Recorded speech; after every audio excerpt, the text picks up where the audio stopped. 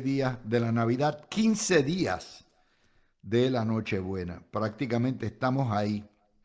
Dentro de 2 miércoles vamos a estar en Nochebuena y por supuesto vamos a estar aquí con ustedes todos los días, menos Navidad, Año Nuevo y Reyes.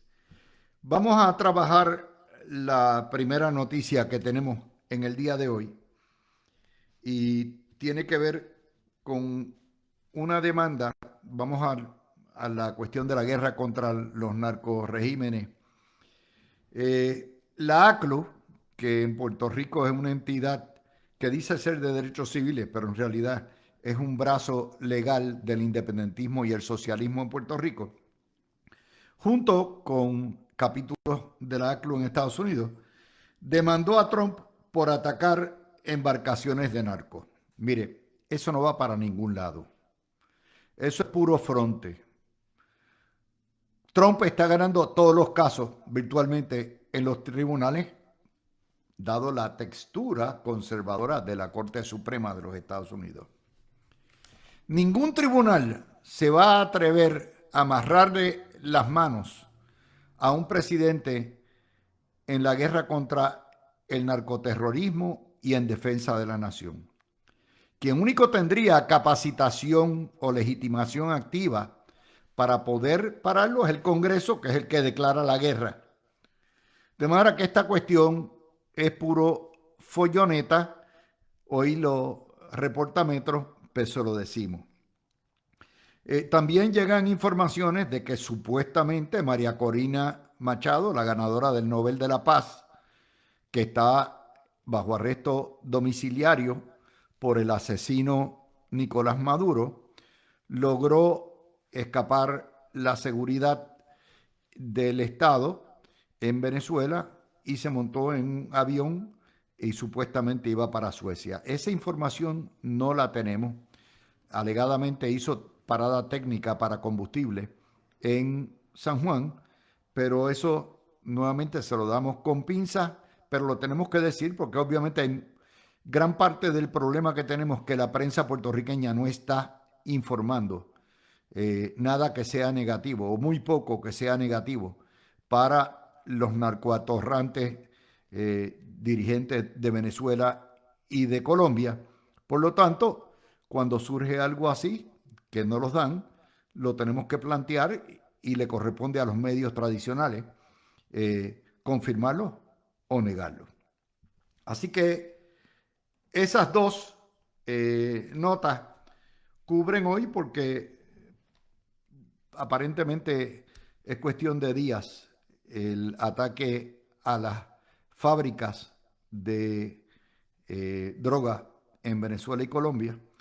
Y tan pronto explote, ya ustedes saben, no va a haber mucho espacio más para noticias.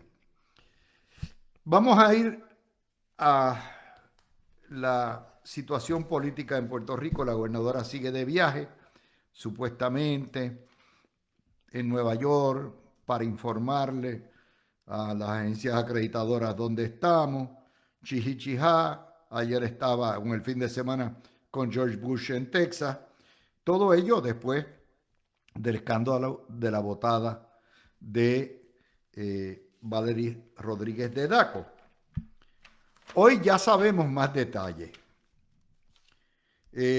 Por voz de su colaborador y asesor, definitivamente Irán Torres Montalvo, ya nos enteramos que la gobernadora le ofreció el puesto días antes de votar a ¿quién? A Valery Rodríguez. A nosotros no nos sorprende porque aunque la votada o la doble votada, porque la votaron indirectamente en la conferencia de prensa de las 11 de la mañana y posteriormente a las 2 horas la votaron por carta. Este programa fue el primero en decir y en advertirle a ustedes hace 2 semanas y media que le estaban preparando un rancho a Valery Rodríguez. Lo dijimos, lo discutimos, nuestro panel lo discutió. nuestro panel básicamente señaló que no había buenas relaciones entre la gobernadora y Valerio Rodríguez y era una cuestión de tiempo y el viernes se dio. Pero ya sabemos lo que refleja esto: deshonestidad de parte de la gobernante y deslealtad de parte de la gobernante. Si usted a alguien le sirve bien y de momento no llena sus expectativas, usted lo llama a capítulo y le dice: esto es una posición de confianza, ya yo no confío en ti, vamos a terminar por las buenas y se acabó. Usted no va primero a ofrecerle el cargo a otro. Y esta mañana Irán se unió a la fila del escuincle que dirige Salud, que aplaudió y dijo cositas bien chulitas, porque prácticamente tuvo un orgasmo con la botada. Y dice Irán Torres Montalvo que él se alegró muchísimo. Fíjense, esto ya refleja la capacidad de Irán Torres Montalvo. Es una capacidad de alegrarse de que le den a uno un puesto que ocupa otro. De ponerse contento de que le ofrezcan a uno un puesto sabiendo que van a votar a otro. Y que eso cause alegría. Lo que quiere decir, no solamente Irán Torres Montalvo es un colaboracionista y un facilitador de la poca vergüenza de la fortaleza, sino que encima de eso no tiene ninguna lealtad. Y entonces, obviamente, le han dado instrucciones de que hable por un tubo y siete llaves sobre lo que va a hacer o no va a hacer, porque de alguna manera la administración tiene que quitarse de encima el mono del escándalo de la botada, que han cogido una paliza brutal entre los estadistas y entre los no estadistas en las redes sociales. Y le han dado cuerda como los monitos para que vaya a tocar pandereta a ver si se distrae la cosa, porque obviamente este plan A no le ha servido para nada. El plan de fugarse, de salir corriendo, no dar cara e irse con Bush para allá, para Texas y luego para Nueva York, es un plan para no tener que explicar todo este tipo de cosas, que va a ser seguido inmediatamente cuando llegue, ya sea jueves, viernes o el lunes de la semana que viene, por el plan B, que es una cartita cancelando el contrato de Luma y se acabó, como si fuera el final, para que todo el mundo discuta y regresemos al diablo, a la demonización de Luma y no se hable de este problema. O sea, ya uno conoce el libreto de relaciones públicas de este gobierno, que es un libreto primitivo, torpe, pero ya uno sabe por dónde van. De manera que tenemos dos funcionarios de este gobierno que aplauden y se alegran y públicamente tiran bajo el tro a una compañera de gabinete. Lo que le quiere decir a ustedes, el tipo de calidad humana despiadada, malagradecida, poco solidaria de muchos de estos muchachos que están corriendo. Y digo, el de Salud no es ningún muchacho, eso es un huivo, eso es un monigote del gobernador Domenech. Pero ahí estamos. Ok, entonces le dicen, sigue hablando, sigue proponiendo. ¿Qué propone Torres Montalvo? Esto es una locura. Él va a convertir a DACO en la policía de los precios en la internet. Entonces dice, ¿qué diablos es esto? La vasta mayoría de las cosas que se venden en internet son precios en el comercio interestatal sobre los cuales DACO no tiene jurisdicción. Esto no es el café que le da una ley poder para controlar el precio del café. Y entonces usted dice, pero ¿quién? Por eso es que esa agencia hay que destruirla completamente. DACO no sirve para nada y eso depende de lo que se me ocurra.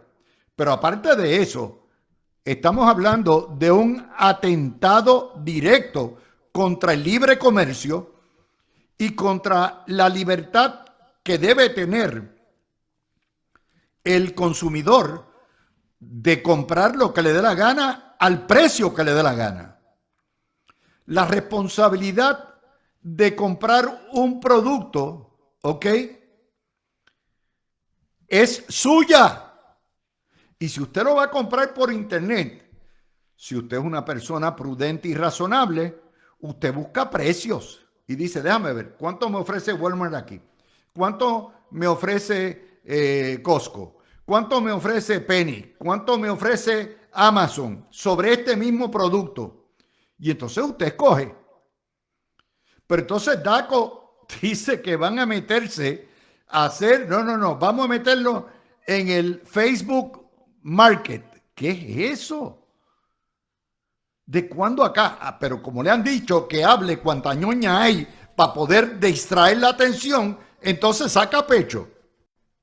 Entonces, peor es, esta es la administración que criticó a la pasada secretaria por ser muy proactiva con los parking, por ser muy proactiva con los dealers de auto, por ser proactiva pesando pavo, y entonces ellos cometen la pavería de que van a convertirse en los policías de internet. Si a mí una entidad me vende un producto o me ofrece un producto, el mismo producto más caro, y otro me lo ofrece más barato, es mi responsabilidad comprar el más barato. Y si quiero comprar el más caro, pues eso no le corresponde al gobierno de Puerto Rico. Eso es totalmente socialista, populista, y no ayuda en nada, aparte de dónde tela, si no tienen el personal para hacer eso. ¿Qué van a hacer? Llamando a Amazon. Ayer tenías este producto de básicamente pasta de diente en la marca X, la tenías en 2 pesos y hoy me la estás cobrando 2.17. ¿Cómo va a ser? O sea, te dicen sin saber si es precio de venta, si es precio de baratillo. Usted no sabe. Ellos tampoco. Pero como le dijeron al monigote que tenía que decir alguna barbaridad para entretener y para complacer a la gente, pues se le ocurre esa porquería. Oiga, eso es. Mientras tanto, en lo que esta payasada, este sainete va y viene, la gobernadora de viaje, esto es su 4º viaje en 8 semanas, y tiene una pila de proyectos, más de 80 proyectos esperando en su escritorio para que los evalúe, para que determine si los va a firmar como ley o los va a vetar. Y usted dice, ¿qué diablos es esto? ¿Qué diablos es esto? Uno puede entender que a la legislatura le tome un poco más de tiempo mandar unos proyectos que otros, pero 80 y pico de proyectos, eso es ridículo. Incluyendo las escoltas de exgobernadores, que eso se cae de la mata, eso lo debió haber firmado el primer día, la eliminación. Y el proyecto de enmiendas a la ley de acceso de información, que también lo debió haber eliminado. Pero como están jugando cuquito con la prensa, pensando que la prensa los va a proteger, pues están en eso. Y a mí me da pena con Jan Peña, que el pobre se ha convertido en el mejor portavoz, el único portavoz que tiene, pero tiene que saber que va a poner, va a decir que la culpa es de él, porque él atiende los asuntos legislativos. Vamos. Y yo le puedo decir cómo operan las cosas en Fortaleza. Hace años luz, yo trabajé como ayudante de Carlos Romero Barceló y tenía que hacer turnos en Fortaleza. Y los peores turnos eran cuando venía la sesión legislativa. Y Carlos Romero, caballote al fin como era, terminaba a la 1 de la mañana en el escritorio y uno tenía que estar allí sentado tramitando porque había que bajarle los proyectos a la velocidad. Yo nunca vi jamás ni cerca de una docena de proyectos acumulados, porque eso era friendo y comiendo, friendo y comiendo, friendo y comiendo. Y él llamaba a los presidentes camerales para que tramitaran. ¿Qué pasó con este proyecto? Ya sé que lo aprobaron. ¿Ya lo descargaste? Sí, ya terminó el comité de conferencia. Tráemelo para acá, envíamelo, certifícamelo y ya está. Y ya se sabía, porque la vasta mayoría eran proyectos de administración. Cuando usted tiene que defender que hay 80 y viene más, la culpa no es de los asesores, ni es de los asistentes. ¿De quién es? Del gobernador Domenech, que lo tiene todo aguantado, y de ella, que se pasa pajareando para arriba y para abajo. Esa es una realidad. Fíjense que le estoy haciendo una descripción del desmadre operacional de esta administración. Pero no terminemos ahí. Página 4 del Nuevo Día. Retrasos en los estados financieros y auditoría de la Autoridad de Energía Eléctrica. Y todavía deben los estados financieros del 23, del 24. Y este año termina dentro de 19 días, ¿verdad? Más o menos. Déjame ver que estoy bien. Exactamente, a 20 y pico de días. Ok. Y tú dices, espérate. ¿Y quién se queja? Bueno, es que están pasándose la bola. La Autoridad de Energía Eléctrica, que es la que recibe el dinero, reparte, dice que la culpa es de Luma. Luma dice, yo no soy auditor, yo no soy lo que tengo que dar. Esta gente no sabe lo que tiene entre manos. No dan ni pie con bola con las cuentas, ni por las cuentas por cobrar, ni la contabilidad de fondos federales. Y entonces se pasan echándose la culpa. Tienen que llamar a una de las estrellas de la administración, al secretario de Hacienda, para que venga a resolver el entuerto. Para que venga a resolver el entuerto. Y usted dice, pero ¿qué diablos es esto? Ya tienen 3 años encima de estado financiero. Los estados financieros son indispensables para poder salir de la quiebra y cuadrarlo todo. No, ni eso pueden hacer. Y usted dice, espérate.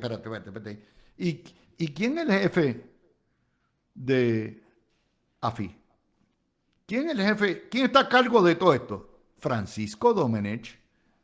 Fíjense que todos los muertos caen en la oficina de Francisco Domenech. Y obviamente la gobernadora, que es una irresponsable. Estamos hablando, señoras y señores, de que no dan pie con bola para nada. Son malos hasta administrando, hasta tramitando, hasta cuadrando, hasta sumando y restando.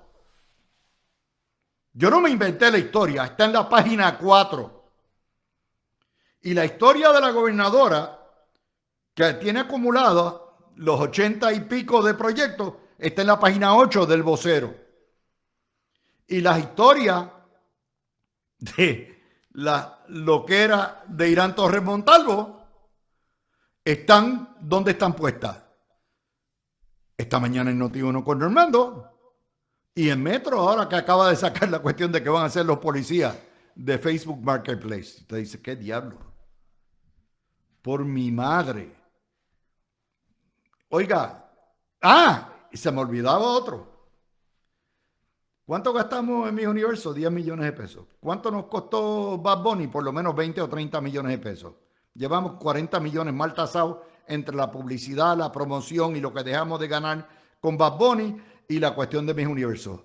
¿Van a seguir con la vaina de Pierluisi, con la despedida de año para Estados Unidos que cuesta 5 millones de pesos en el T-Mobile, centro T-Mobile? Usted dice, 5 millones más que se gasta en una petardera en la noche vieja.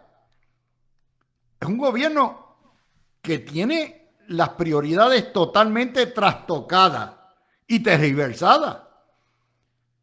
Los alcaldes pidiendo cacao, los alcaldes, los hospitales cerrando a diestra y siniestra, ella viajando, los proyectos de ley acumulándose, no pueden cuadrar las cajas. Y usted mira esto y dice, Dios mío, mire, yo les digo una cosa, este es el peor gobierno desde Aníbal Acevedo Vilá. Y mira que Aníbal Acevedo Vilá fue malo, que es el peor, por cierto. A Aníbal nadie le puede ganar. El caníbal ese es el peor gobierno de la historia. Pero esto trae cota. Trae cota. Y así como quien no quiere la cosa, el Senado celebrará vistas públicas sobre nuevos nombramientos. Baby shark, shark, shark, shark, shark, shark, shark, baby shark, shark, shark, shark, shark, shark, shark. ¿Quién está primero en fila? Hiram Torres Montalvo. El segundo, Poincaré Díaz de Pritz. Y Poincaré, es un nombre me gusta, es un nombre como sacado de una novela de Agatha Christie y, ¿verdad? El asesinato en el Midnight Express, el Orient Express. Poincaré, nombre fuerte, detectivesco. Bueno, pues Poincaré va para evaluación, que sería como el quinto que han nombrado a Pritz en 2 años. Y Irving Torres de Agricultura. Y hay una línea nada más en esa historia que lo dice todo. Serán evaluados en el receso, luego de las vistas públicas. Se hará el expediente y la recomendación de rigor. Y ya el Partido Popular dijo, Irán Torres Montalvo, no lo aprueben nada. Tirando la cascarita. A ver. Pero dice, el tiburón se votará sobre ellos el primer día de sesión. No, si no hay prisa, no hay prisa. ¿Por qué? Porque es acumulativo. Entonces después le echan la culpa a Tomás Rivera Schatz. No hay prisa. El primer día de sesión. Quiere decir que uno o unos van a estar sujetos a evaluación. El primer día de sesión es el 12 de enero. Yo les dije a ustedes que este año 26 va a ser fabuloso. O sea, tú no vas a ver, el tiroteo que va a haber en el PNP va a valer $1.000.000. ¿Okay? Eso va a ser extraordinario. Entonces, mientras sigan haciendo más poca vergüenza, pues más, más chulo, más choque van a haber. Yo lo sé, Penepos, no se agiten. Yo no gobierno. Yo no gobierno. Yo sé que ustedes se lo sufren todo, pero tranquilo que todo va a pasar, todo va a estar en orden. Si las cosas caen como deben, si las cosas caen para que los puedan salvar a ustedes y a los estadistas, por supuesto que hay que pasar por un vía crucis. Y mientras más intenso, más apasionado y más chulo sea el vía crucis, más puede ser, mucho más amplia puede ser la reforma que hagan ustedes de su administración. Ustedes no votaron por el gobernador Domenech. Ustedes no votaron para que a final de cuentas la gobernadora se pasara de viaje en viaje. Ustedes no votaron porque le dieran 10 millones a mi universo. Ustedes no votaron por toda esta cuestión de Bad Bunny y toda la de eso. Ustedes no votaron por eso. Yo lo sé. Pero eso es lo que les trajo el barco, mi gente. Ok.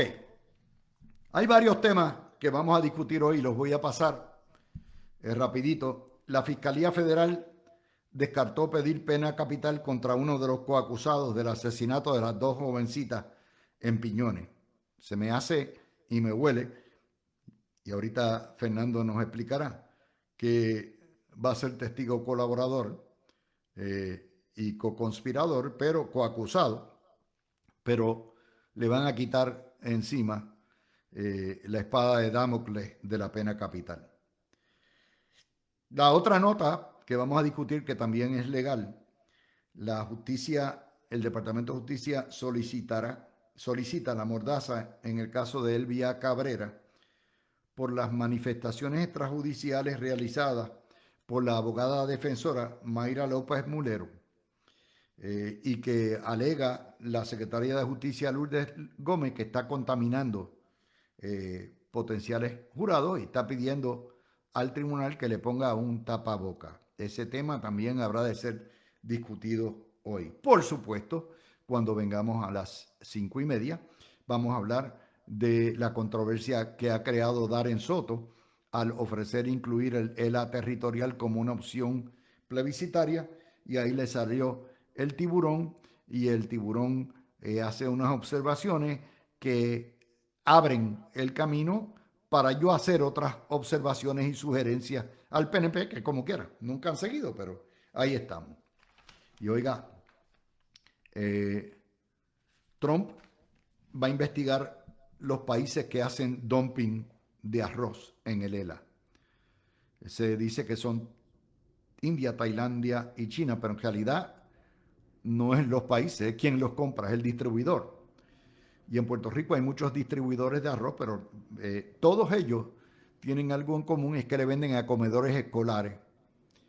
Y eso obviamente le va a dar lo que se llama un apalancamiento al presidente, al presidente, porque el presidente quiere que se compre el arroz de Luisiana, que es más caro, pero como el que la paga es el que dice qué es lo que se sirve, pues si da las instrucciones, hay que comprarle el arroz a Luisiana, pues ahí está. Total, comedores escolares se paga de parte de fondos federales. Así que el que paga es el que determina cuál es el menú. Ahí obviamente está, me parece que una de las fuentes más grandes, no sé si me equivoco, es Arroz Rico, que es de Pan Am Grain, entre otros. Y tenemos el problema de la ley 75, la ley que crea los monopolios locales, que solamente un distribuidor puede haber de una marca, y eso también complica la situación. Dos cosas más. Esto es, ya viene otro intento de asesinato más en un motociclista, en un sicario que veló a un ciudadano que salía de su hogar en Carolina y le vació la metralleta rápido y se dio la fuga en la Tacoma, la guagua Tacoma que tenía. Afortunadamente no salió con heridas de gravedad, pero estamos yendo camino a Latinoamérica, donde los asesinatos y los sicarios se hacen en motocicleta, ¿ok? Otra cosa que tenemos que discutir hoy es, en España, el gobierno socialista independentista de Cataluña ordenó el uso de mascarillas en toda Cataluña porque la gripe aviar está saturando todos los hospitales. El problema no es solamente ahí, en Nueva York también. Esta es la época de los virus, es la zafra de los médicos. Pero lo interesante es el regreso a las mascarillas por orden del gobierno. Política que pensamos que habíamos salido de ella. Usted tiene libertad entera de tener una mascarilla, pero el gobierno que no lo obligue a tener una mascarilla. Si usted no se quiere tener la mascarilla, se infecta y se muere, ese fue su problema. El gobierno no debe estar en eso. Claro, debe haber una reglamentación en cuanto a hospitales, por supuesto que lo hay, a los hogares de ancianos, que lo hay. Es posible también. A los niños no se les puede poner mascarilla. Ustedes saben, ya pasamos por eso.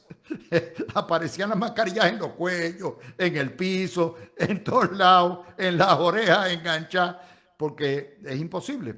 Pero ahí estamos. Así que tenemos todo ese tipo de noticias para discutir hoy con nuestro panel, más todas las que aparezcan. Así que cerramos el video y venimos también con Javier y con Fernando a la vuelta. Regresamos. Al tema que tenemos ahora, que es el lío de la propuesta de Darren Soto, de incluir en un nuevo proyecto plebiscitario en el Congreso el Estado Libre Asociado Territorial como está. Y hay una nota de X, un Buenos Días que tira Tomás Rivera Schatz, objetando el proyecto. De hecho, creo que Fortaleza también lo criticó porque es ofrecer la colonia como solución al coloniaje. Es una locura, pero uno puede entender de dónde viene Darren Soto, que quiere estar con Dios y con el diablo. Tiene 7 fondillos, ¿no? Quiere estar en todas las sillas montado a la misma vez y quedar bien. Claro, eso pudiera tener un costo para Darren Soto en el condado de Osceola, donde hay puertorriqueños, casi el 70% son estadistas y que pudieran increparle o cuestionarle lo que está haciendo, ¿no? Déjeme ver si consigo acá, ¿verdad?, lo que es la situación, lo que dice Tomás Rivera Schatz, porque me parece que eso debe abrir un buen debate. En eso déjeme decirle algo. En un país donde el estatus se murió, donde el gobierno estadista no le interesa avanzar el estatus, donde no ha pasado nada para avanzar el estatus, uno tiene por lo menos que agradecer que hay alguien que se acordó de mover el estatus y ese es Darren Soto. Así que en ese contexto hay que agradecerle a Darren Soto lo que está haciendo y diciendo. Ok, ¿qué dice el presidente del Senado en cuanto a todo esto? Dice lo siguiente: el congresista demócrata Darren Soto sugirió la posibilidad, más bien locura, de incluir lo que la congresista aliada popular y ahora portavoz de la izquierda comunista boricua Nidia Velázquez no hizo, incluir la opción colonial en un proceso de descolonización. Eso parecería un punto controversial polarizante para quienes insistimos en la descolonización. Ahora bien, el problema mayor lo tiene el presidente del Partido Popular. Ahora él tendrá que definir qué es eso que llaman ELA. Vean esta escena que se repetirá otra vez más y pone a Alejandro García Padilla hablando en el Congreso. Miren, yo discrepo y yo he sido el eterno, bueno, no yo solo, perdóneme, yo no. Miriam Ramírez ha sido una eterna disidente en cuanto a la postura del estatus o de avanzar el estadoísmo en el PNP y este servidor también. Siempre se ha dicho que nadie es profeta en su propia tierra, pero creo que debemos mirar con buenos ojos para tomar la acción correctiva, la iniciativa de Darren Soto. Ya el presidente del Partido Popular señaló que impulsará la opción para mantener, defender y mejorar el ELA. O sea, ya se tiró. Dijo, si me ponen el ELA, aunque sea territorial, como está en la papeleta, muy bien. Ya, de manera que en términos intelectuales de postura, ya está cogido, ya está dentro del corral. Donde yo discrepo de Rivera Schatz es en dos cosas. Número uno, en la cuestión de que tiene que ser o que es el huevito el que tiene que definir el ELA. No, señor presidente. El Estado Libre Asociado Territorial está definido por 2 leyes federales. La Ley 600, la Ley de Relaciones Federales, y la Ley Promesa, la ley que prácticamente revocó la Ley de Relaciones Federales.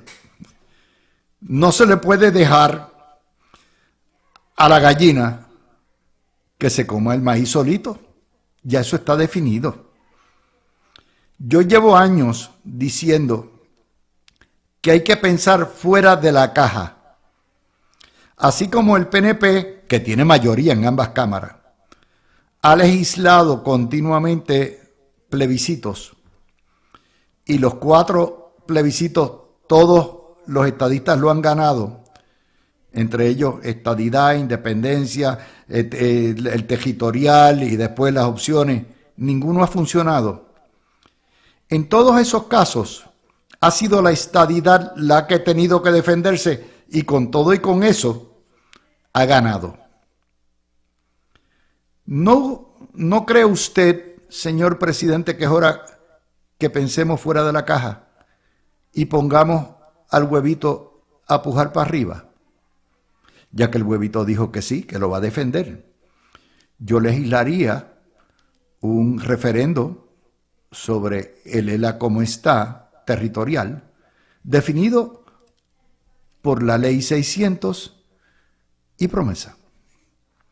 Y el popular o el PNP o el independentista que vote por la colonia y que vote por la ley 600 por quedarnos igual y que vote por la ley promesa por tener ese carimbo 10 años más, pues se tiene que atener a las consecuencias. Si usted no quiere ser Estado, usted no puede querer la igualdad ni el trato igual. No se puede quejar de lo malo que está esto. De manera que yo los pondría a pujar para arriba. Yo le garantizo, en la última elección hubo 14% de votos o 12% de votos independentistas solitos, sin contar los soberanistas, pero nada más que con eso 12% de los independentistas y el 59% de los estadistas, ya hay un 70% que le va a votar no al Estado Libre Asociado. Es más, ¿y sabe qué? Lo haría la presa. Tomás sabe, viene de Trujillo Alto, lo que es ir a la presa. Cuando jugamos gallitos, íbamos a la presa.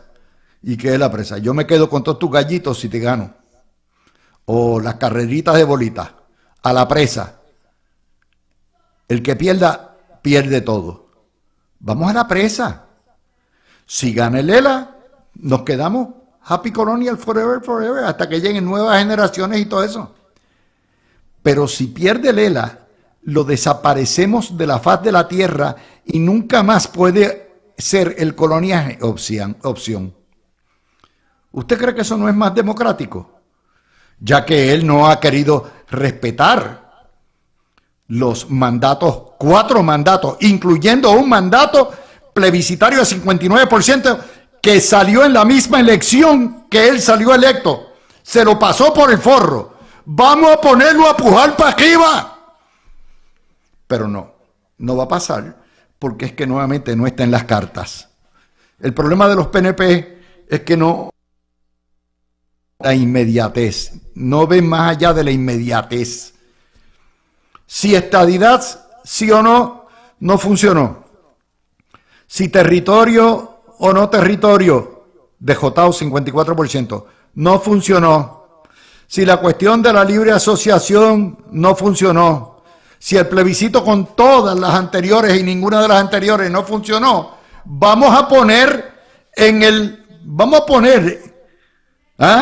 la guillotina el ELA. Pues si los votos están ahí, ¿usted cree que Juan Dalmau y los independentistas van a decirle a la gente que vote por el ELA como está? Máximo definido como está. El ELA que vivimos es una estructura creada por 2 leyes y el que vote por esas 2 leyes vota por el coloniaje crudo, salvaje como está. Esas 2 son mis reparos. Número 1, nunca permita que estos títeres se repartan con la cuchara grande, ofreciendo villas y castillas y diciendo el ELA mejorado, que va a ser con aviones supersónicos y $1 millón de pesos para todo el mundo y derechos para firmar tratados internacionales y toda la madre. No, si ya está definido. Y lo segundo, Montelejo en el potro. ¿Qué tenemos que perder?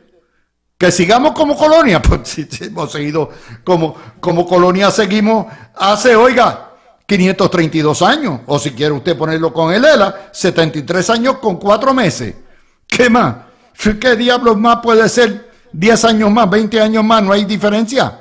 Pero póngalos a pujar, póngalos a defender lo indefendible, póngalos a defender el ELA que nos mata. pero nadie me va a escuchar anyway. Empiezo con Javier. Adelante.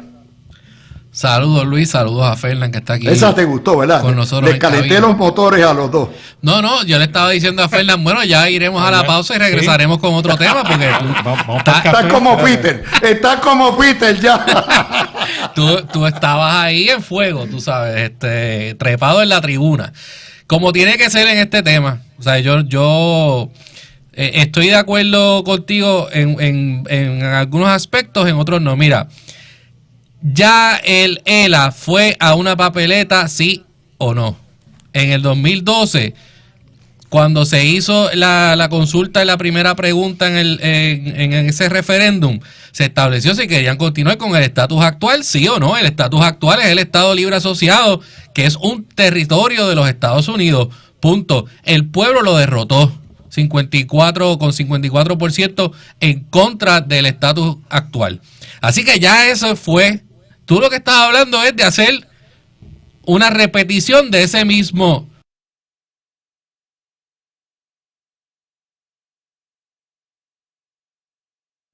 referéndum, ¿no? Eso es lo que estoy entendiendo que estás diciendo.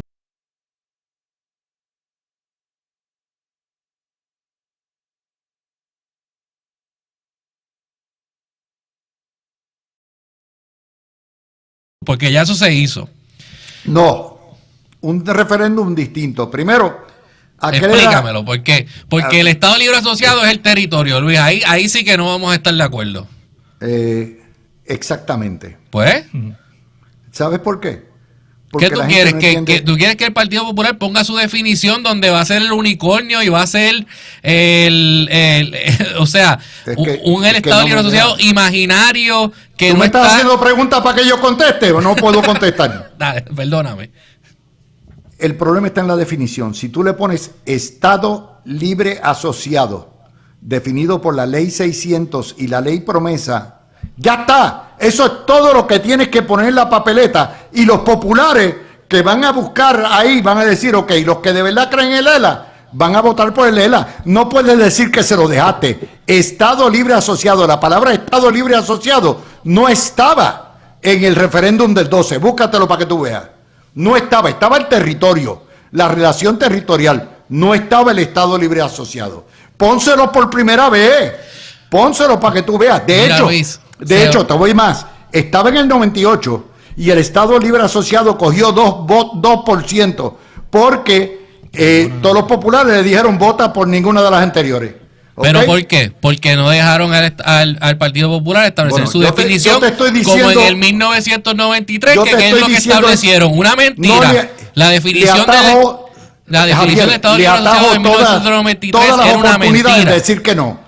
No te pueden decir, yo no puedo ir a defender eso porque no está el Estado Libre Asociado, ahí lo tiene. Claro que sí, que no es la ley 600. Claro que no es la ley 600. Se van a oponer. Se van a oponer porque no va a ser la definición que a ellos le da la gana de establecer. Y para efectos del Congreso, se lo pusiste. Y los votos que cuentan son los que aparezcan allí. Si el Partido Popular va a la abstención, that's the problem. Que se lo explique al Congreso. Esto pasó en el 2017. El tuit de hoy de Tomás Rivera Chats, que pone una foto de Alejandro García Padilla, Rafael Hernández Colón, y ahí falta también Aníbal Acevedo Vila, que estuvieron en una vista que hizo Tomás Rivera Chats, donde les preguntaba a ellos cuál era la definición del Estado Libre Asociado del Partido Popular.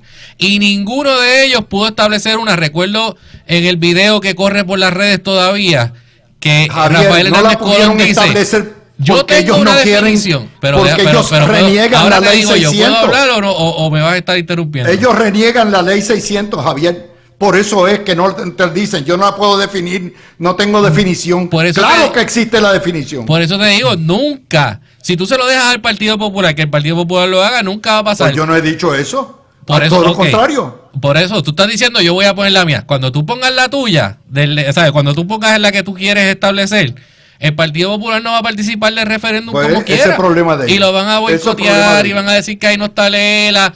Va a ser lo mismo. Mira, para mí, ya esto se resolvió en el 2012 y luego en el 2020 con la pregunta, ¿estadidad sí o no? Pues sigan el ELA de ellos estaba en el no. Todo lo que ellos quisieran. Perdiendo el tiempo con los plebiscitos, estadidad sí o no. Ok, chévere, hasta que se congele el infierno. Dale a ver. Mira, pues, hola. Buenas tardes a los dos. Estaba aquí comiendo un poquito de Mira, popcorn, no, viendo. no vaciles, que te vamos a deportar del programa. No me puedes deportar de Puerto Rico. Mira, yendo a la nota que estabas discutiendo ahorita, que es la del vocero, se nota a legua, para el que no se haya dado cuenta hasta ahora, que el Partido Popular Democrático no tiene una definición de estatus y no la puede tener, porque el Partido Popular está dividido como en 2 o 3 facciones, 2 de ellas que buscan la independencia para Puerto Rico, ya sea a través de la libre asociación o no a través de la libre asociación, y una que cree en mantener el territorio. Por eso es que tú le preguntabas al secretario general o el presidente del Partido Popular, como Jorge Colbert, etcétera, defíname lo que es el ELA, o se le pregunta al comisionado residente, defíname lo que es el ELA, o cuál es la definición de estatus que el Partido Popular Democrático va a impulsar, y no te tenían una respuesta. Y aquí mismo, o sea, yo creo que Pablo José se las está poniendo fácil al PNP. Él dice, reitero que mi prioridad es el costo de la vida, la paridad en fondos federales y la reconstrucción energética, no el asunto del estatus. Pero ven acá, esos 3 temas que menciona en la misma oración no van ligados al estatus. O sea, no vas a lograr la paridad y menos todavía la igualdad en fondos federales, impulsando el territorio como una opción de estatus. Yo honestamente no tengo ningún problema con que se mantenga el ELA tal cual como está definido en la ley 600. Ahí es que yo difiero de Javi, estoy de acuerdo contigo. O sea, ya la definición está requete incluida en el Es que yo no discrepo de eso. O sea, yo lo que discrepo es que si tú haces eso, te van a boicotear el referéndum como que van a boicotearlo anyways porque no se pueden poner de acuerdo como un partido, como una pues ¿para qué le voy a incluir el Estado Libre Asociado? Si como quiera lo van a boicotear. Como una colectividad no se pueden poner de acuerdo en una definición de estatus porque están divididos en 3. 2 tercias partes independentistas y una tercia parte que son happy colonials. O sea que yo creo que hay una apertura política para molestar con el tema y hacer vulnerable a Pablo José y hablarle al pueblo de Puerto Rico cómo es que él impulsa cosas que son contradictorias. Mira. El territorio, que a su vez no promueve ni la paridad y menos todavía la igualdad en fondos federales, entre otras cosas.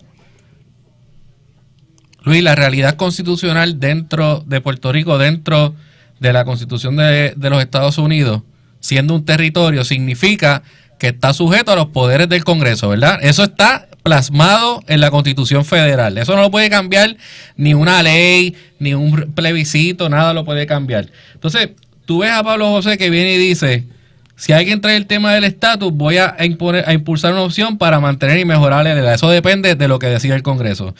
Creo lograr más autonomía para nuestro desarrollo económico. Depende de lo que decida el Congreso. Más participación en el gobierno federal. Depende de lo que decida el Congreso. Más presencia internacional. Depende del Congreso.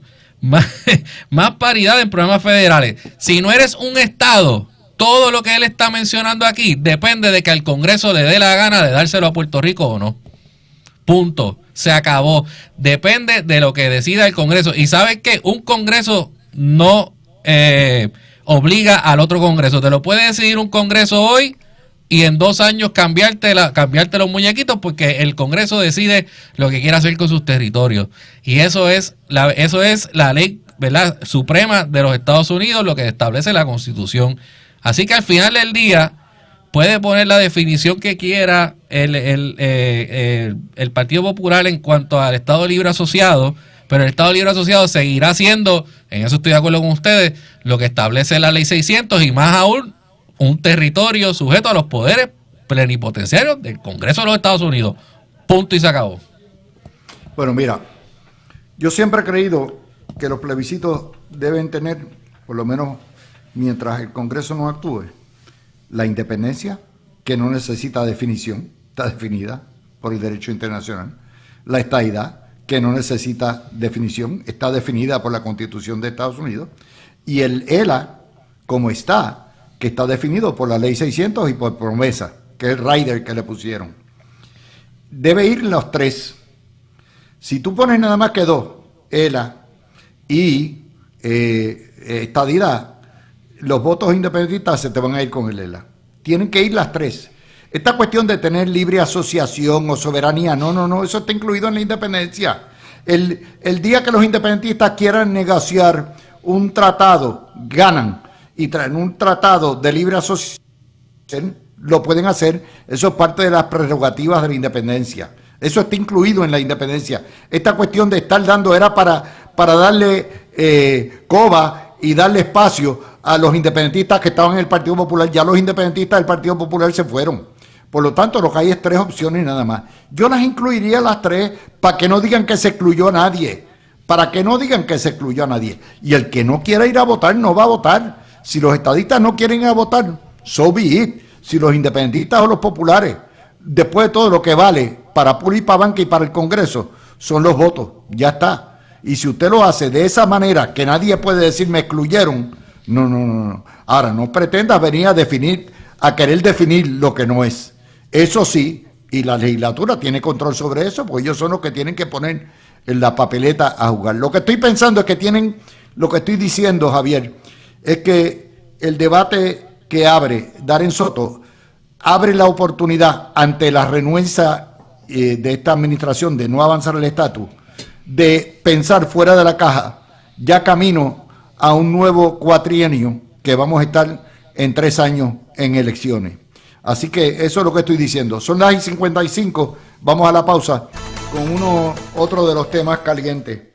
Y este tiene que ver con el pedido del Departamento de Justicia y de la Secretaría Lourdes Gómez de que amordacen a la abogada de defensa Mayra López Mulero, en el caso de que es la abogada de Elvia Cabrera, porque supuestamente está haciendo manifestaciones extrajudiciales fuera del foro judicial que están impactando y están desinformando y tratando de influenciar los jurados antes de que llegue ese caso a juicio. Yo siempre he criticado en Puerto Rico que los abogados de récord estén comentando casos al aire, pero desafortunadamente esa práctica ha continuado todo el tiempo. Yo no comento mis casos, nunca los comenté cuando trabajaba de abogado y nunca comento mis casos, salvo que sean finales firmes e inapelables. Eso es una realidad. Y eso se los digo porque esto plantea un conflicto entre el interés del Estado de obtener un juicio que sea justo, equitativo. Recuerden que aunque el Estado es la parte, ¿verdad?, es la parte que acusa, en realidad el Estado tiene víctimas. O sea, las verdaderas partes afectadas son aquí las víctimas de la joven que mataron. En ese contexto, yo creo que esto abre un debate también interesante con el nuevo código de ética de profesional que ha emitido el Tribunal Supremo. Y quisiera que comentaran esto. Vamos a empezar contigo, Fernando. Luis, no es la primera vez que se habla de poner una orden de mordaza, técnicamente una orden protectora o de protección, obligando y ordenando a las partes de un caso a que no hagan cierto tipo de expresiones a la prensa o en público. No sé si recuerda, esto mismo pasó en el caso de Pablo Casella. Esto también pasó en el caso de Aurea Vázquez, donde yo... Y en las federales más frecuentes. Sí, o sea, pues en ese caso, que es el último, pues, o por lo menos el único, donde tuvimos que cumplir con una orden de mordaza, eso era para beneficio de todas las partes, porque la realidad del caso es que el gobierno federal había hecho un sinnúmero de expresiones antes del juicio que podían afectar la selección de un jurado imparcial y justo para los 3 acusados que se fueron a juicio. Lo mismo pues sucedió en el caso de Pablo Casella. O sea, Puerto Rico tiene una particularidad, o sea, el territorio de Puerto Rico es pequeño, la gente básicamente, no es que todo el mundo se conoce, pero es una isla tan y tan pequeña con tan pocos habitantes que tú no puedes fácilmente moverte de un distrito judicial a otro y esperar que el pool de posibles jurados de ese distrito no haya oído un caso tan sonado como este. O sea que Aquí la fiscalía hace la petición en parte para que después entonces la defensa pues no pueda plantear que no tuvo derecho a un juicio justo, rápido, público. Inclusive la Corte Suprema de los Estados Unidos ha validado varias de estas órdenes protectoras anteriormente. Y esto, a fin de cuentas, es para proteger la pureza de los procedimientos y que después pues, no pueda haber un reclamo de que no se logró empanelar a un grupo de jurados imparciales. Sí, Javier. Mira, esto es un tema que en Puerto Rico, aquí todo el mundo habla y en realidad hay dos juicios. El de la opinión pública cuando tú sales del tribunal y entras al tribunal y el de la opinión pública en el tribunal. El de la opinión del jurado o el juzgador en el tribunal. Sí, obviamente yo al igual que tú tampoco litigo mis casos en los medios, no soy de los que tiene esa práctica, pero reconozco que tampoco llevo casos criminales con frecuencia, se he llevado algunos, son bien pocos. Y al final del día, pues, eso es una estrategia que utilizan y especialmente la abogada que está envuelta en este caso, Mayra López Mulero, abogada de defensa, que sí es una de las que es bastante mediática y utiliza siempre la estrategia de estar haciendo expresiones a la prensa sobre sus casos y especialmente los casos más notorios que ella tiene. Sí creo, ¿verdad?, que aquí hay un balance que hacerlo, como explicó Fernán, o sea, hay un balance también entre la libertad de expresión que puede existir para un cliente o para un abogado al realizar expresiones sobre lo que está ocurriendo en el caso, pero tiene un límite y obviamente si puede afectar la parcialidad de un jurado o está arrojando sombra sobre la pureza de los procesos cuando en realidad no debería estarlo haciendo. Aquí veo unas expresiones que son las que se están resaltando en la moción. Por ejemplo, que está diciendo que el juez tiene prisa y que está diciendo que la fiscalía está ocultando pruebas exculpatorias. O sea, está acusando a dos actores del sistema de justicia, tanto al juzgador como a la fiscalía en este caso, de estar cometiendo actos que van en contra de su cliente o de sí, pero tener una esto es lo que no entiendo, Javier. Sí. Si está en una moción, entonces no son extrajudiciales. No, que la moción que radica Fiscalía establece que la abogada Mayra López Mulero hizo esas expresiones a la fuera prensa. Del tribunal. Fuera del tribunal, correcto. Así que ahí es que entonces entra el análisis que tiene que hacer el tribunal para entonces determinar si procede o no esta orden de mordaza en este caso. Pero tú no puedes estar arrojando sombra sobre un proceso para tratar de ganar una ventaja para tu cliente si no está basado en prueba contundente que tú tengas de que eso está ocurriendo, ¿no? Y decir que el juzgador está actuando con prisa, o que si de verdad no hay pruebas exculpatorias y estás diciendo que te están ocultando pruebas exculpatorias, pues son cosas que el tribunal va a mirar bien de cerca para decidir si otorga la orden. Mira, hay algo más. Algunos abogados de defensa, y yo no estoy diciendo que la licenciada López Mulero lo está haciendo esto con lo que voy a decir, con la intención que voy a indicar ahora, pero muchos abogados de defensa en casos bien sonados, que son casos bien antipáticos como donde las alegaciones son bien serias e involucran a una madre y a una hija actuando alegadamente en concierto y común acuerdo para quitarle la vida a otra menor. Pues muchos abogados de defensa piensan, mira, con que yo le llegue a un posible miembro del jurado que termine siendo seleccionado y con yo uno siembre, lo tranco, y yo siembro una semillita de duda, yo puedo trancar ese juicio y pedir un nuevo juicio y tal vez eso me abre la puerta para negociar un acuerdo de culpabilidad más favorable para mis clientes, o tal vez me la juego en un segundo juicio y si vuelve y el jurado se queda trancado, ya hasta ahí llegamos, es el fin del juego. O sea, que también hay, y nuevamente reitero, yo no estoy imputándole a nadie que esto se está haciendo en este caso con ese motivo o con ese propósito, pero hay abogados de defensa que pues lo hacen como parte de una estrategia de defender a sus clientes, y eso no es que se lo inventaron aquí, esto se hace en todos los lugares en los Estados Unidos, y uno de los proponentes más grandes de esta estrategia, dicho sea de paso, era el anterior asesor legal de Donald Trump. ¿Cómo es que se llamaba él? Cohen. Giuliano. No, Giuliani no Giuliani. Michael. Michael Cohen. No, no Michael Cohen, disculpa. Me acuerdo el nombre ya mismito y te lo digo, pero que esa es la contraparte, y por eso es que mencionaba que los jueces pueden ser bastante celosos en velar por la pureza del proceso y evitar contaminar a posibles miembros del jurado, porque esto corta para los dos lados. Y tengo que decir también, o sea, no es solamente los abogados de defensa, la fiscalía también filtra muchas veces información a la prensa al principio de un caso. Mira, tratando de buscar que claro, igualmente el pool de jurados ya tenga un ánimo prevenido contra ese acusado, y eso lo hemos visto, Luis, en los últimos años. Hemos visto evidencia que se filtra rápido, que se radican acusaciones, y obviamente muchas veces el abogado de defensa comienza con un pie atrás, por decirlo así, sí. Y entonces tiene que buscar cómo empatar en los medios. O sea que esto es una situación que corta para ambos, Javier, la fiscalía y la defensa. En defensa de los abogados de defensa, ¿ok? Y esto es realidad. Mira, no hay nada que impida que tú, al salir o entrar de corte, comente sobre lo que está pasando en corte. Aquí ahora, una vez hay una ley de mordaza, una orden de mordaza, tienes que respetarla dentro, fuera, en cualquier lugar. Eso es uno.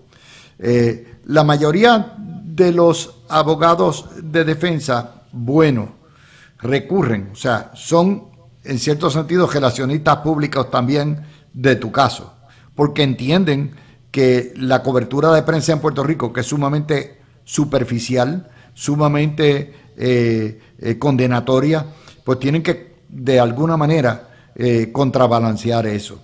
Ahora, y aquí hay una complicación adicional, y es que Mayra es comentarista político, también tiene su programa, comenta, y es imán para la prensa, porque la prensa sabe, le pones un micrófono delante y ella va a soltar a todo lo que da.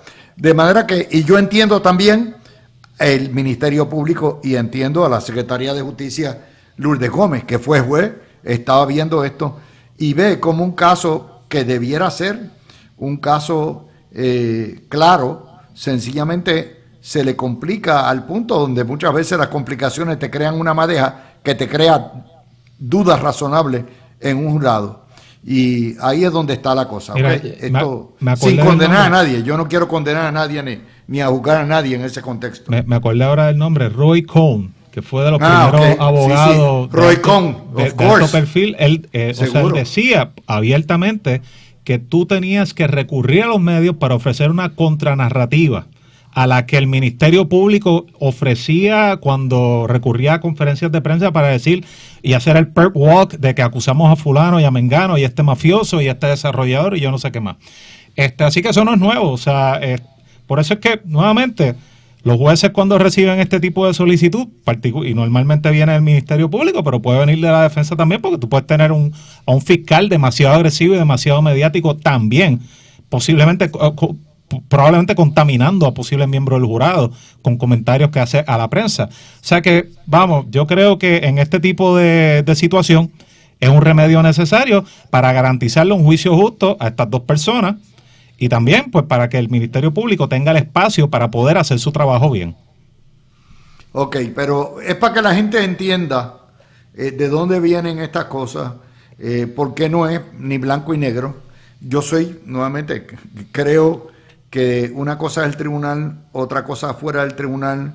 Las mordazas a mí no me gustan mucho, pero obviamente entiendo que muchas veces son necesarias. Así que esto es un problema que el juez o el juzgador, y eventualmente, si acaso llegara al Tribunal Supremo, pues tendrían que determinar qué se permite y qué no se permite. En términos de las nuevas reglas de evidencia, de ética profesional, ¿hay algo que toque esto que sea distinto a lo que había antes? Que ustedes recuerden. Yo entiendo que no, Luis, porque a fin de cuentas estas son medidas cautelares que toma el tribunal a base del poder inherente que tiene de regular lo que pasa dentro de la sala y los procesos que tiene ante sí. O sea, a mí me dio con verificar las reglas de procedimiento criminal más temprano, a ver si se hablaba de la autoridad que tiene un juez de dictar órdenes protectoras sobre las expresiones que los abogados de parte y parte pueden hacer, y no hay nada. O sea que esto es algo que está anclado en el derecho a un juicio por jurado público con asistencia efectiva de abogado versus el interés que tiene el público de conocer del proceso a través de la primera enmienda. Así que pues esto está anclado en la Constitución de Puerto Rico y en la Constitución de los Estados Unidos. Punto. Ok, vamos al otro caso. Estamos con los asuntos legales y este es el martes, el día de los asuntos legales. Fiscalía Federal descarta pedir pena capital contra uno de los coacusados del asesinato de las dos jovencitas en Piñones en el año 23. ¿Qué les huele eso, Fernando? Esto es potencial testigo, estrella, colaborador, aparte de acusado. Mira, más allá de los hechos básicos del caso, no le he seguido el tracto al proceso y el curso que ha cogido este caso después de que se acusó a las personas que están imputadas. Pero con lo que te voy a decir ahora, tal vez la respuesta está por ahí escondida. Mira, para tú someter a una persona a un proceso de pena capital, primero tú lo acusas, obviamente, pero se tiene que ir a un proceso cuasi administrativo ante el Departamento de Justicia de los Estados Unidos, donde el abogado de defensa tiene que presentar prueba de mitigación para ver si el Departamento de Justicia, a través del Secretario de Justicia, va a buscar la pena capital o no a fin de cuentas. Y eso es un proceso largo, es engorroso, es lento, requiere de la utilización de varios recursos y muchas veces los fiscales de distrito terminan optando por no buscar la pena capital porque es que es demasiado el lío. Cuando total, o sea, si se logra probar el caso y se obtiene una convicción por haber una muerte envuelta, ya eso es automáticamente cadena perpetua. O sea, que puede ser que los elementos de prueba no estén ahí para la pena capital para uno de los dos. O sea, porque nuevamente los fiscales radican casos para probarlos más allá de lo razonable y cuando entienden y sienten que tienen esa prueba. Y pues para pena capital no es exactamente lo mismo que para un caso criminal normal. Luego de que se acaba esa etapa de determinar si se certifica o no el caso para pena de muerte, entonces es que se pasa por el proceso judicial normal, se celebra un juicio, que esa es la parte de primero se determina la parte de la culpabilidad, si la persona es culpable o no, y después el jurado tiene que pasar a la parte de la imposición de la pena capital o no. O sea que el jurado es el que determina si se va a imponer la pena capital o no, que muchas veces el proceso no vale la pena y se puede hacer justicia por otros caminos un poquito más. O sea que la alternativa puede haber sido que Fiscalía vio el expediente, vio lo que tiene ante sí y determinó que los elementos de pena capital no están presentes en cuanto a este acusado. Eso es otra posición. Pero pregunta, aquí en Puerto Rico, en la Fiscalía Federal y en el Tribunal Federal, se han llevado estos casos recientemente de pena capital, porque yo entiendo que a lo mejor, o eso siempre, ¿verdad?, ha sido una discusión, de que en el territorio no existir la pena capital a nivel estatal y pues por todo la discusión que siempre se genera alrededor sobre si se va a certificar un caso para pena capital o no, en Puerto Rico yo no he visto ninguno que se haya certificado. Bueno, no sé que yo entiendo que son dos procesos dentro del mismo proceso. O sea, el primero es el juicio de culpabilidad y posteriormente hay un juicio de la pena. O sea, que es donde va. Es lo que entiendo. No sé, Fernando, tú postulas en la federal más que yo. O sea, yo hace siglos no postulo. No me ha tocado un caso de pena de muerte. O sea, que lo que te estoy diciendo es lo que conozco por conversaciones que he tenido con otros colegas. Pero ¿hace cuánto no hay un caso aquí de pena de muerte? Como 20 años. Desde el 20 de enero para acá se ha buscado certificar unos cuantos casos aquí en Puerto Rico. Sí. Inclusive casos que llevaban pendientes más de un año.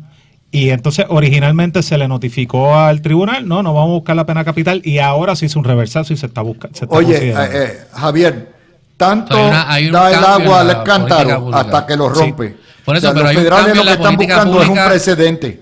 Exacto, pero hay un cambio en la política pública desde el 20 de enero de este año. Y también, seguro, o sea, no necesariamente estuvo ni siquiera en la primera administración de Donald Trump.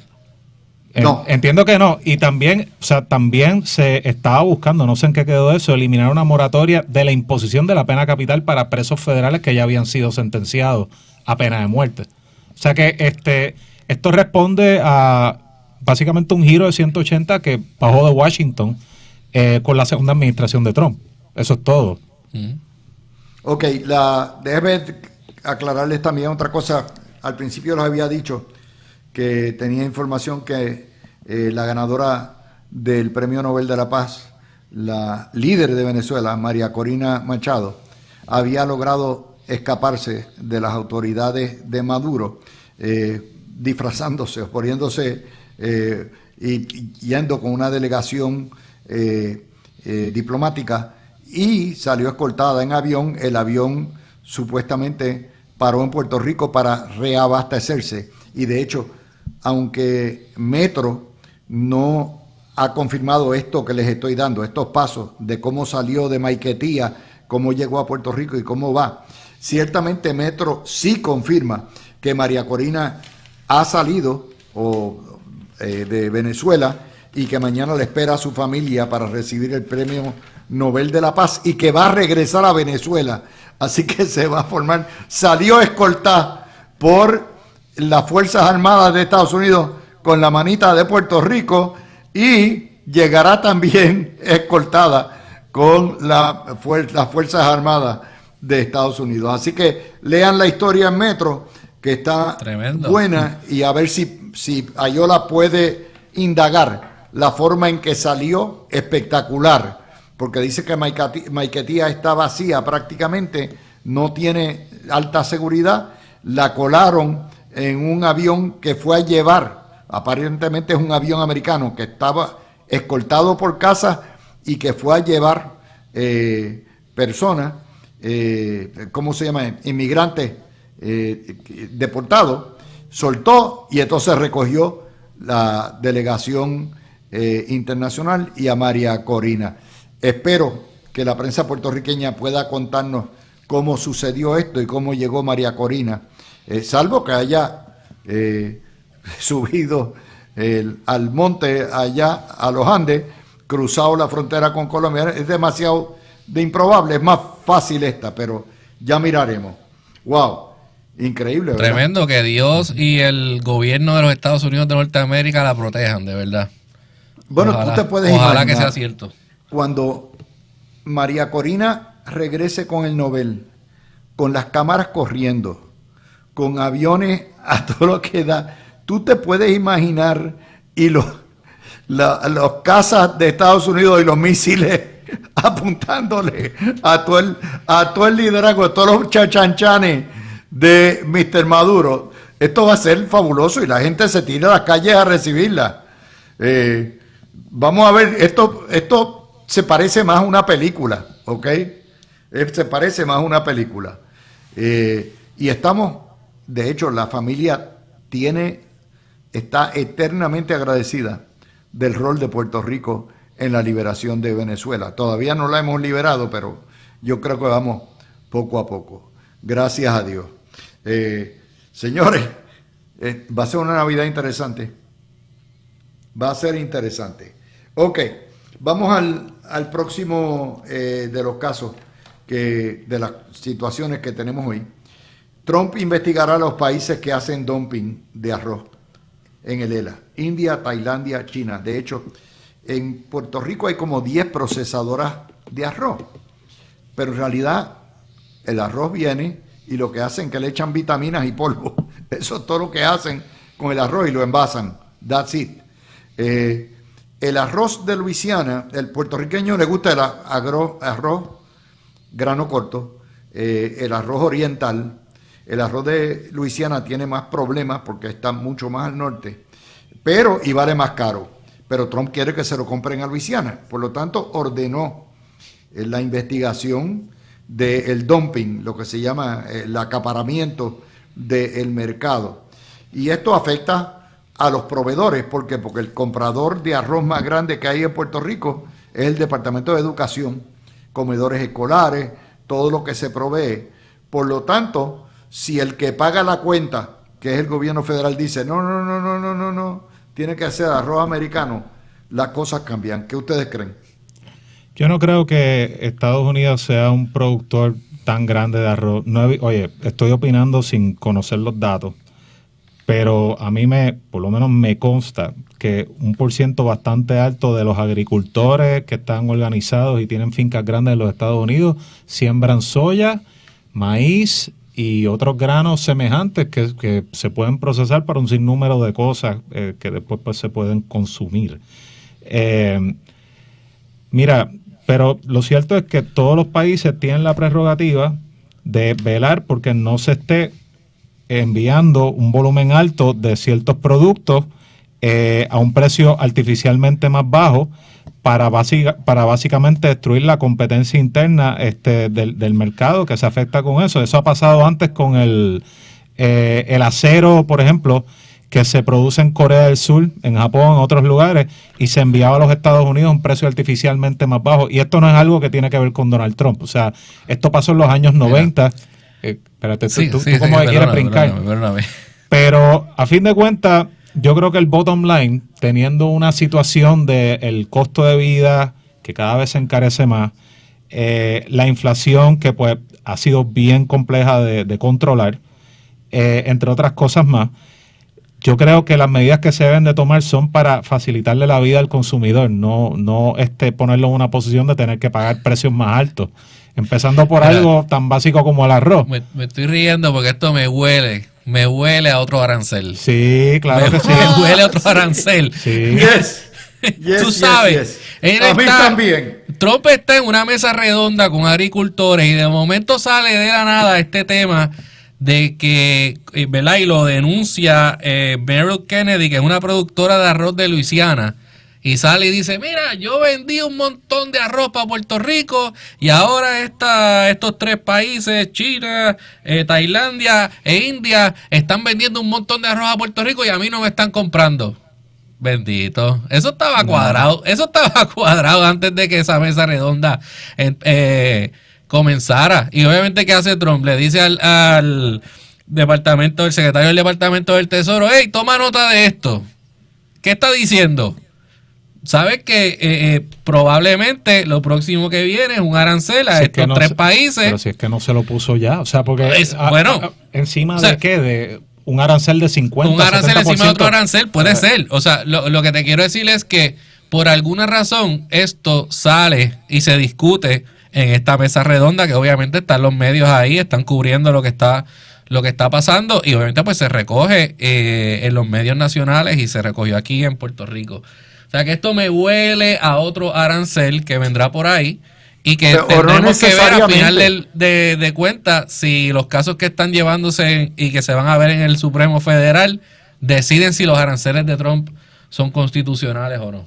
Eso se resuelve con una pequeña orden ejecutiva al Departamento de Educación o el departamento que pague la federal los comedores escolares, que diga básicamente Buy American. Ya está. No hay que meterle un arancel a nada. Eso sí no lo están haciendo ya. O sea, porque acuérdate por eso, que no lo sabemos. Todos esos fondos esos programas federales vienen con un sinnúmero de condiciones con las que se tiene que cumplir, ¿sabes? Y hay unas monitorías que se hacen. Y lo que estamos haciendo en este programa es sacando las preguntas que la prensa nos hace y que probablemente mañana se discutirán para ampliar lo que significa la noticia, cuánto, quién genera, dónde compran. ¿Qué pasa? Tú sabes, son cerca de 10 molinos que hay en Puerto Rico, de los cuales ninguno produce el arroz, lo que hacen es envasarlo, echarle el talco y las vitaminas y bueno. Lo que pasa, Luis, es que esa orden ejecutiva de Buy American a las agencias estatales, como el Departamento de Educación, no te resuelve la otra parte del mercado, que es la compra privada del consumidor, claro, de arroz. No, lo entiendo.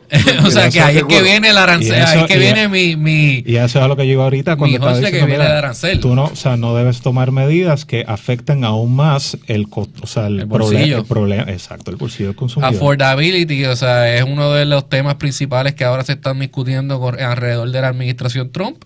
Y obviamente él tiene que... Esa política de seguir con los aranceles, lo que está creando es un hoyo en el bolsillo del consumidor a nivel nacional. O sea que él tiene que estar hacer un balance aquí en ese asunto. Pero nos toca, porque oye, el arroz y habichuela es el plato del puertorriqueño. Y ahora más que las carnes están trepadas, así que el bistec está por las nubes y el pollo también. pero el arroz habichuela siempre está en toda comida puertorriqueña. Y el arroz definitivamente cuesta en cantidad. Oiga, y por cierto, ¿y qué pasó con el arroz Bernier? ¿Ustedes recuerdan? ¿Qué? El arroz Bernier. Eso murió con la administración de García Padilla. Eso murió, porque es no que nos eso... no nos han dicho cuánto más nos costó, qué pasó con el arroz, que era arroz carísimo. integral y nadie lo quería. Era carísimo y malo, porque a ninguno de los niños le gustaba. Y obviamente estaba subsidiado por el gobierno. Y yo creo que tan pronto llegó la administración de Ricardo Rosselló, eso tiene que haber... Pero fíjense que eso es un terminado. tipo de historia de inversiones millonarias del gobierno. Creo que costaba entre 8 y 10 millones de dólares, 12. Una barbaridad. Que por dónde va termina en esto. un proyecto donde el gobierno se mete a ser prácticamente agricultor de arroz, porque lo subsidia. Y entonces termina el proyecto, pero no hay, la prensa no se preocupa por decirnos cuánto nos costó, qué pasó, qué hubo, quién se lucró, quién no se lucró. Nada de eso. Nada de eso se cuenta. Que de hecho, antes del arroz Bernier, estaba el arroz de Rubén Berrío también. Ustedes recordarán en el sur. O sea, aquí ha habido muchos intentos de producir arroz y por X o Y no se produce el arroz blanco de grano corto que nosotros nos gusta. Y eso, pero uno esperaría que la prensa puertorriqueña hiciera su trabajo, pero no lo hace. Y las preguntas las tenemos que hacer aquí en este programa. Y se quedan sin contestación porque no tenemos el personal para darle seguimiento ni hacer las entrevistas de rigor que hay que hacer.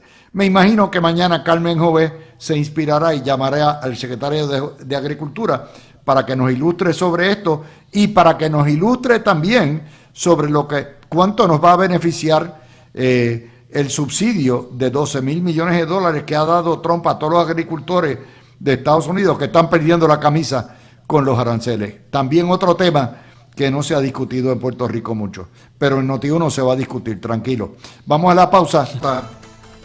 Que Ahora tú me dijiste que hay... cuando se presenta no tiene obviamente el impacto negativo que se sacaría si se presenta de otra forma. Estados Unidos, esta historia está hoy en el vocero, página 12. Estados Unidos destina 76 millones de dólares a mejoras en las unidades de aeropuertos y unidades donde hay ejercicio. Van a meterle dinero a la escuela en Reino, no es la escuela, sino la escuela, me imagino, militar o lo que haya de entrenamiento. Luis, Luis, ¿me escucha? Sí, escucho. Te estamos escuchando Entrecortado. Sí, lo sé. Tengo aparentemente un problema con el cable, pero ahí estamos. ¿Me oyes ahora? Te escuchamos. Ok, vamos a a ver coger- si todavía... Vamos a cogerlo de sí. la base. Empiecen ustedes y yo me conecto por teléfono. Ok. Adelante. Hace un tiempito se venía hablando de una inversión multimillonaria para hacer una construcción nueva o hacer arreglos en la escuela que se encuentra en la antigua base Ramey. Obviamente, cualquier inyección de fondos federales a Puerto Rico en el área de la construcción, eso lo sabemos, representa un impacto positivo para la economía, porque pues se tienen que comprar productos localmente, cemento, varillas, se tiene que, bueno, o sea, lo prudente sería contratar personas localmente, sería sumamente caro traer una brigada de construcción de otros lugares. Así que pues, o sea, eso siempre lo vemos con buenos ojos. No me sorprende que se esté hablando de revitalizar cierta infraestructura que pueda ser utilizada por las Fuerzas Armadas de Estados Unidos en lugares también como Ramey, y menos todavía cuando recién este fin de semana Casablanca publicó su white paper o su documento de posición sobre las prioridades estratégicas globales, y pues básicamente tenemos una doctrina Monroe nueva, de ser un tanto más agresivo con la diplomacia, con la inversión de capital y también militarmente en América Latina para contrarrestar la creciente influencia de adversarios como Rusia y China en lugares de América Latina. Entonces, pues Puerto Rico obviamente representa un lugar donde, por su localización geográfica, el tener una presencia militar en Puerto Rico significa que hay una presencia mayor militar estadounidense en el Caribe. Obviamente, pues hay detractores a estas ideas. Aquí todo el mundo sabe cómo yo me siento en cuanto a la administración de Trump, pero la realidad del caso es que, oye, no todo lo que hace Casablanca con todos los presidentes que hemos tenido ha sido malo, incluyendo pues Donald Trump, ¿no? O sea que si la administración de turno está buscando inyectar capital para revitalizar lo que eran ciertas bases militares o construir nuevas bases militares en Puerto Rico, todos aquí sabemos que eso redunda de forma positiva para la economía local. Bueno, si esto se aprueba, estamos viendo ya que se hizo el acuerdo y la inversión para mejorar la pista en Roosevelt Roads. Yo sé que se están haciendo, hay proyectos de residencias, o sea, que se están construyendo residencias en la base aquí en San Juan. ¿Cómo es que se llama la base? Buchanan. En Buchanan, en el fuerte Buchanan en San Juan se está haciendo proyecto de construir residencias. He escuchado a Peter decir aquí que ahora que regresaron estas movidas militares un poco más frecuentes en Puerto Rico, también se está mejorando varias áreas del fuerte Buchanan. Oye, Luis, si puedes llamar a la emisora, porque no te estamos oyendo acá. Así que, o sea, ahora tenemos esta nueva asignación que si se aprueba se va a ir a votación en la Cámara y luego pues si finalmente se aprueba y se firma por el presidente, son 66 mil millones para mejoras en Puerto Rico. O sea, estamos hablando de que el gobierno federal está inyectando miles de millones a la economía de Puerto Rico. Se sabe que los proyectos de construcción tienen un efecto multiplicador en la economía, porque no solamente te generan los empleos directos que están en el momento, sino de todos los que suplen materiales, los que suplen mano de obra y luego entonces pues la operación del proyecto que continúa luego de que la construcción termine. O sea que estamos viendo un cambio para bien. Yo creo que todo el que es estadista lo mira de esa forma. Obviamente los independentistas se pasan quejándose de los movimientos y los ejercicios que se están haciendo ahora, etcétera. Pero yo creo que en términos generales el pueblo de Puerto Rico en una mayoría está de acuerdo con lo que está ocurriendo y va a estar contento con que se haga la inversión. Históricamente también congresistas de ambos bandos, republicanos y demócratas, levantan el grito en el cielo cuando se habla de cerrar una base militar en su distrito. O sea, porque eso, vamos a mirarlo al revés. Cuando se habla de la salida de una base militar, se pierden cientos de empleos, si no miles de empleos. Y pues te quedas ahí con una infraestructura que la tienes que revitalizar y normalmente tienes que buscar capital privado para revitalizarla y redirigirla para otros propósitos. O sea que, ¿qué nos dice eso? La presencia de bases militares, la apertura de bases militares, es visto siempre con buenos ojos, tanto por demócratas como republicanos. Y se llora. Básicamente se llora. O sea, si cuando de verdad no tuviera un efecto en la economía, como alegan algunos economistas aquí en Puerto Rico, eso que tú hablas aquí dices de que si hay algún distrito en Estados Unidos que pierde una base. Hay bases que no cierran y es por cuestiones políticas porque ya no son necesarias, pero es porque representa un impacto el cierre va a representar un impacto tan adverso para ese distrito. Que y esos congresistas y senadores con votos van y dicen, espérate, ¿tú quieres que yo te dé mi voto para este otro proyecto que tú tienes que va a ser bueno para tu distrito? Pues entonces tú no vas a votar para cerrar la base que está en el mío. Correcto. Y así negocian, porque eso es el poder que tiene ser un estado de la Unión, que tienes tus representantes con voto, tienes tus 2 senadores con voto, tienes un pueblo que vota por el presidente de los Estados Unidos, y tiene poder político. Y como tú dices, tiene que haber no solamente bases militares, tiene que haber manufactureras de armas en distritos que al final del día quizás no son no deberían continuar produciendo esas armas, esos barcos, esos misiles, etcétera. Pero como tienen un impacto tan fuerte en la economía de ese distrito, continúan haciéndolo a pesar de que ya a lo mejor la tecnología está obsoleta o que a lo mejor ese tipo de arma no debería seguirse utilizando porque hay una tecnología más nueva que se produce en otra área. Pero lo continúan haciendo porque es un negocio también y es un factor para mover la economía de ese distrito, y así es que se negocia en el Congreso todo el tiempo. O sea que al menos Puerto Rico y esta administración en PRAFA están logrando que se inserten en los proyectos de aprobación del budget militar estos proyectos para Puerto Rico, lo cual es positivo y es bueno. Así que no sé si tenemos a Luis ya en línea. Zombie. No. Ok, no hay problema. pues vamos entonces, vamos a hablar de otro tema, Fernán. Vamos a ver aquí. Bueno, sale una nota hoy de que la Autoridad de Energía Eléctrica está hablando de los estados financieros y cómo no se han podido desde el 2023, 2024, y obviamente 2025 acaba de terminar, pero que no ha podido completar los estados financieros, que el Departamento de Hacienda tuvo que entrar y darle apoyo para poder completarlos, porque si la Autoridad de Energía Eléctrica no culmina sus estados financieros, no tiene acceso a los mercados capitales eventualmente.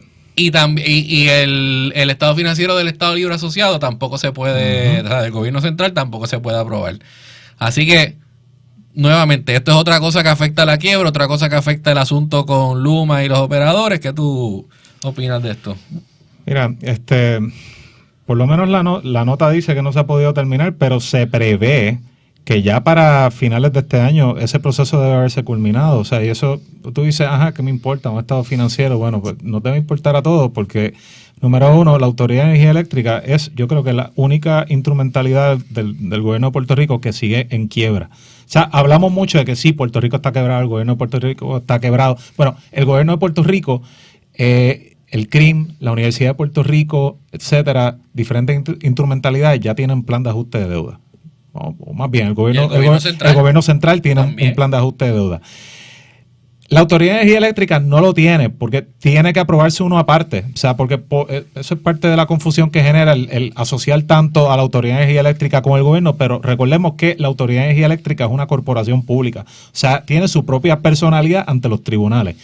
El que no se completa en estos estados financieros no solamente pues, o sea, deja dudas sobre cómo va a culminar el proceso de negociación para un plan de ajuste de deuda, sino que también atrasa el que la Autoridad de Energía Eléctrica pueda volver a tener acceso a los mercados capitales. ¿Y qué es eso? O sea, es acceso a las bolsas de valores donde se puedan vender y comprar bonos que emita la corporación pública, que son esenciales. Que puedan tomar prestado para poder hacer capitalizar, obra. correcto, o sea, para construir generatrices nuevas, para contribuir con la reconstrucción del sistema. O sea, que eso es algo que me alegra que se esté comentando, que se esté poniendo una lupa sobre eso, para ver si eso pues genera la suficiente presión para que el proceso se culmine, porque nos afecta a todos. Y tengo que decirte, si estamos hablando de aprobar el estado financiero del año 2023 en el 2025, yo no creo que esté tan mal. Yo recuerdo bajo el gobierno de Alejandro García Padilla que los estados financieros estaban como 4 o 5 años atrasados. Y eso era parte de lo que estaba llevando también al gobierno a la quiebra, que no había una certeza en las negociaciones con los bonistas por las deudas, etcétera. Y eso fue inclusive hasta parte de la campaña del PNP y de Ricardo Rosselló como candidato, las críticas al gobierno de Alejandro García Padilla de que no tenían los estados financieros auditados al día. O sea que si aquí aprobamos, el estado del 2023 se aprueba, entienden que podrían aprobar el Estado del 2024 bastante rápido, porque con estos cambios que hacían falta y que el Departamento de Hacienda trabajó, pues eso le daría, ¿verdad?, también una certeza en lo que es la negociación o la posible negociación con los bonistas. Si no se llega a un, ¿verdad?, a un acuerdo consensual con ellos, pues entonces sigue el caso del título 3, que quién sabe entonces cuándo se resolverá. Así que esto no se discute mucho, pero sí es importante de que estos estados financieros estén lo más al día posible para darle una certeza a lo que es el estado de la negociación. También tenemos el tema que Luis había traído de el gobierno de Cataluña. Es un tema que a él le gusta mucho. O sea, el tema de la relación de Cataluña, los independentistas catalanes vis-a-vis por el gobierno central de España, y cómo pues se puso un mandato de utilizar mascarillas por un brote de gripe.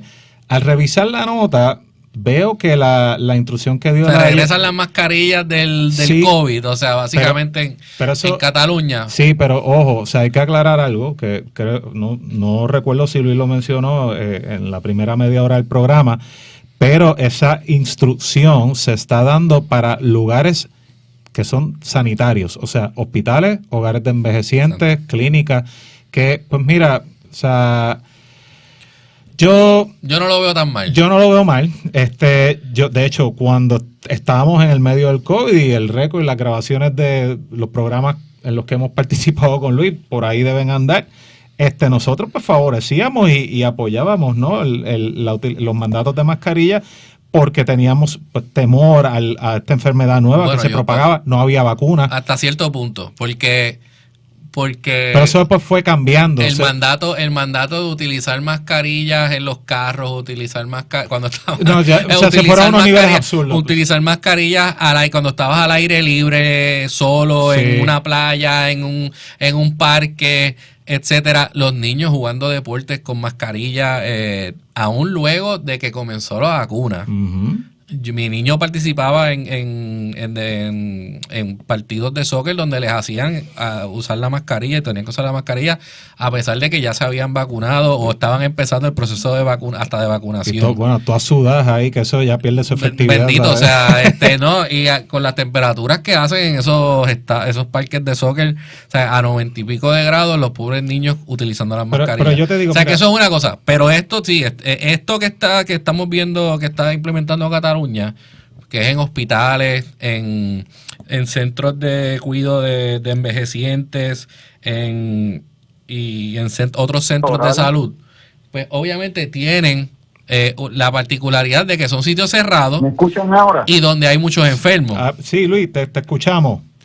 Sí, perdonen, pero aparentemente tengo un problema con un cable o lo que sea. Yo no sé nada de esto técnico. De manera que cuando salgo, pues ya salen. Eso fue Yoda que se lo comió. Ay, bendito, no. Yoda se lo comió. Yoda no está con nosotros. Ay, ya, disculpa. No. Recuerden que cuando se brega con cuestiones técnicas y uno no tiene al ingeniero al lado, pues sencillamente estas cosas pasan y obviamente pues tuvimos problemas tratando. Pero lo que les iba a decir a ustedes en la cuestión de las bases, fíjense que la historia es totalmente, no dice que es para mejoras militares, por supuesto que son mejoras militares. Y eso es bueno, porque en la medida en que se arregle la pista de Reina y se haga alguna escuela, se hagan facilidades, eso es bueno para el aeropuerto Rafael Hernández. Es lo mismo pasa en Hoover Roads. En la medida en que haya mejoras a la pista, a las facilidades, haya actividad, eso es bueno también. Pero fíjense cómo la manera neutral en que lo pone. Oye, son 66 millones de billetes. Y sin contar lo que le han metido ya. Porque billones, Luis.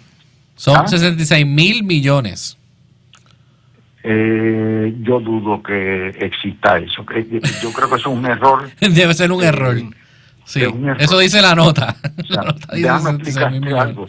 Puerto Rico recibe de Estados Unidos 23 mil millones al año. O sea, sí, no puede ser que... Digo, no sé si lo comunico sería que fuera una asignación por varios años. Pero me parece que debe ser un error de la nota, debe ser 66 millones. fíjate que yo dije, tienen que ser 66 millones, porque es que no pueden Sí, ser sí. 66 mil millones de dólares, o sea, eso es imposible.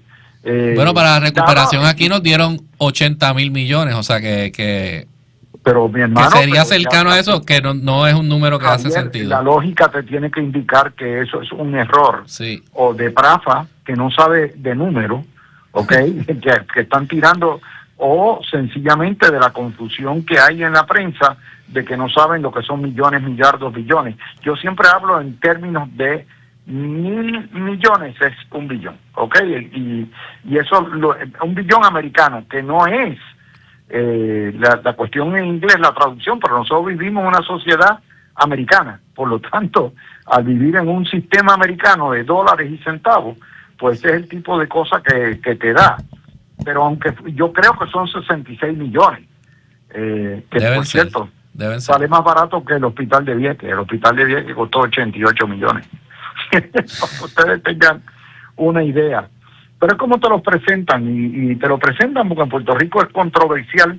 Si tú le pones lo disfrazas como un apoyo militar o colateral militar, no te lo van a aceptar. Lo pones así, pues sale. Mira, Luis, ahorita estábamos hablando, lo que te conectabas de nuevo, de cómo los congresistas se pelean entre ellos por bases militares nuevas en sus distritos y cómo lloran, gritan y pataletean cuando el Pentágono dice que va a cerrar una base militar. O sea, eso te dice mucho del impacto positivo neto que tiene la inversión en infraestructura militar en todos los lugares de los Estados Unidos, inclusive Puerto Rico. Esa dinámica no la vemos aquí, políticamente hablando, porque somos un territorio y dependemos de las migajas allá en Washington que nos quieran soltar de vez en cuando.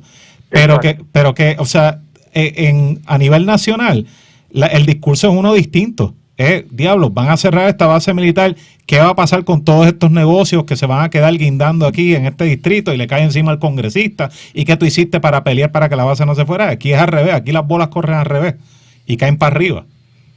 Pero definitivamente, como les digo, es algo que hay que seguir. Nadie le sacó punta a esta noticia. Nosotros nada más somos los únicos que le hemos sacado punta por la importancia que hay, porque Puerto Rico quiere las fuerzas militares, Puerto Rico quiere la presencia militar que esté en la isla. Ya nos cogieron de tontejo con Vieques una sola vez, eso no va a volver a pasar. Y en ese contexto, esa actividad económica que beneficia a Ceiba, a Fajardo, a Naguabo, beneficia a Aguadilla, a todo el área, a Isabela, todo eso, porque es actividad militar. Y los militares, de hecho, ¿cuántos puertorriqueños no son militares activos ahora mismo? Pues lo tenemos. Luis, yo mencioné gracias. también que no se ha discutido o no ha salido mucho sobre eso, que hay proyectos en el Fuerte Buchanan de residencias para militares. Sí, exacto. Y Peter Miller ha mencionado aquí en el programa que está viendo que se están haciendo mejoras también a las facilidades en el Fuerte Buchanan. O sea que la presencia militar en Puerto Rico está aumentando y la inversión del gobierno federal en Puerto Rico para propósitos militares está aumentando también, y eso para mí y para los estadistas y para, yo creo, la mayoría clara del pueblo de Puerto Rico es una noticia positiva. Bueno, lean la noticia de Metro para que ustedes vean el agradecimiento que tienen los venezolanos del rol que hemos jugado aquí. O sea, y eso vale $1 millón y eso es parte, eso no lo va a poner mucho de la prensa. Yo me alegro que Metro lo haya incluido. Bueno, gracias a Javier y gracias a Fernando. Perdonen ustedes por la interrupción, pero nuevamente uno trata, ¿verdad?, todo lo que da. Yo trataré de bregar acá con el problema de comunicación y trabajo para mañana. Así que buenas noches a todos ustedes, mis amigos. Por ahí viene el gran Falú.